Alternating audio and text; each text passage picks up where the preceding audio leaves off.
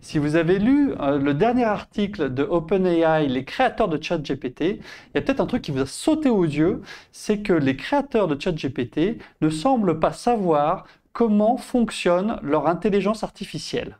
Ça paraît extraordinaire, mais je vais vous montrer dans cette vidéo pourquoi c'est tout à fait normal qu'on ne sache pas comment ça marche à l'intérieur de ChatGPT, y compris pour les créateurs. Deuxième chose qu'on va voir, c'est toujours partant de cet article, ça parle beaucoup de safety, donc de sécurité, et on va voir pourquoi, eh bien ça découle de la première chose qu'on va voir, d'ailleurs, pourquoi la sécurité devient un enjeu important pour les intelligences artificielles.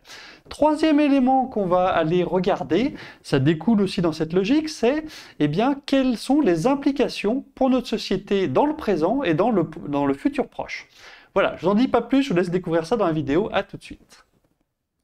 Alors je vous ai extrait ici deux parties de l'article qui me paraissent extrêmement intéressants et qui vont être les deux sujets qu'on va développer ici dans la suite de cette vidéo. Donc le premier extrait, c'est tout au long du texte, si on lit entre les lignes, on voit par exemple qu'il utilise des mots comme seem to, c'est-à-dire il semblerait que. Alors ça paraît anodin comme ça, mais c'est quand même très intéressant de se rendre compte qu'il parle donc de ChatGPT, du logiciel qu'il a créé, et il dit il semblerait que ChatGPT fonctionne comme ceci, il semblerait que ChatGPT ce soit cela. Mais admettez quand même que si on prend du recul, ça paraît extrêmement étrange. Si vous créez quelque chose, j'en sais rien, une voiture, un logiciel, si vous l'avez créé avec vos petites mains, vous savez ce que vous y avez mis dedans. Si vous faites une pizza, vous savez que vous avez mis de la tomate. Eh bien là, c'est pas le cas, et je vais vous expliquer pourquoi. Là, ça va nous amener sur qu'est-ce que c'est qu'une intelligence artificielle et pourquoi c'est normal que le créateur de cette intelligence artificielle ne sache pas comment elle-même fonctionne. Ça, je vais vous expliquer, c'est vraiment important à comprendre. Ici, on va parler du fonctionnement de l'intelligence artificielle. Qu'est-ce que c'est? Comment ça fonctionne?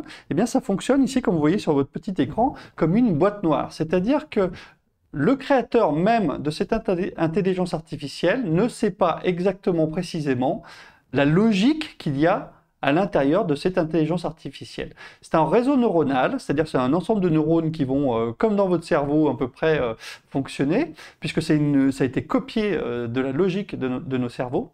Mais un peu comme quand moi je vais parler avec vous, vous allez me répondre, mais je ne sais pas qu'est-ce qui se passe dans votre cerveau à vous, pourquoi vous me donnez cette réponse? Et bien sur une intelligence artificielle, c'est la même chose.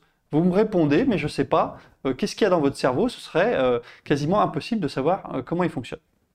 Et donc c'est la même chose pour le créateur même de ChatGPT, il ne sait pas pourquoi, comment il fait ses résultats. Voilà.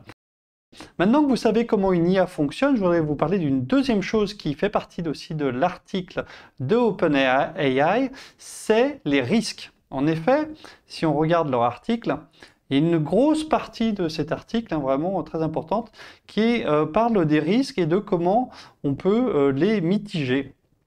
Et bien ça tombe bien, puisque en fait là il nous parle de quelque chose qui est déjà connu depuis plus de 50 ans, puisque dans les années 50, il y a des auteurs, notamment de science-fiction, qui se sont posé la question de qu'est-ce qui se passerait si jamais une IA venait au jour. Eh bien, il pourrait y avoir des effets très positifs, bien évidemment, mais aussi des effets très négatifs.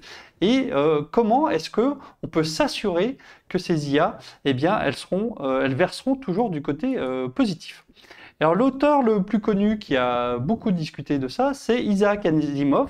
Et qu'est-ce qu'il nous a fait comme loi? Il nous a fait une loi principale qui est la suivante, c'est un robot ne peut porter atteinte à un être humain ni en restant passif permettre qu'un être humain soit exposé au danger. Voilà. Donc ça, c'était vraiment la règle numéro 1 qui avait été inventée dans les années 50.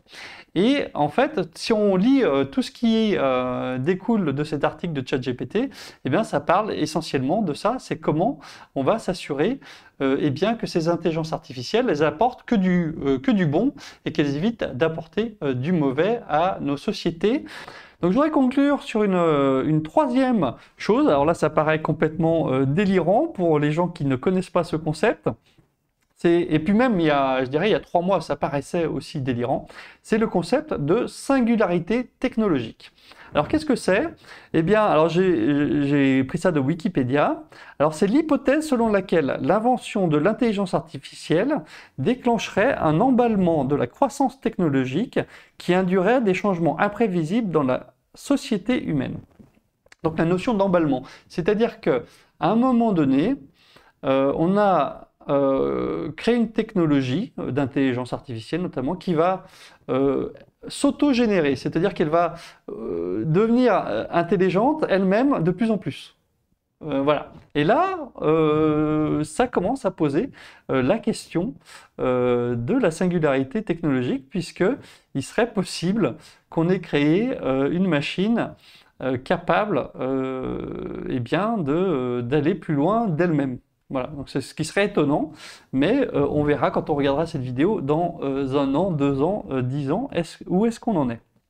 Donc voilà, alors on a un petit graphique sur Wikipédia que vous pouvez voir ici, et on voit les différentes évolutions des technologies humaines, et nous on serait justement ici autour de 2025, et c'était un peu ce qui était prédit d'ailleurs il y a quelques années, c'était qu'on arriverait à un moment donné où bien ici comme vous le voyez, eh bien il y aurait cet emballement technologique.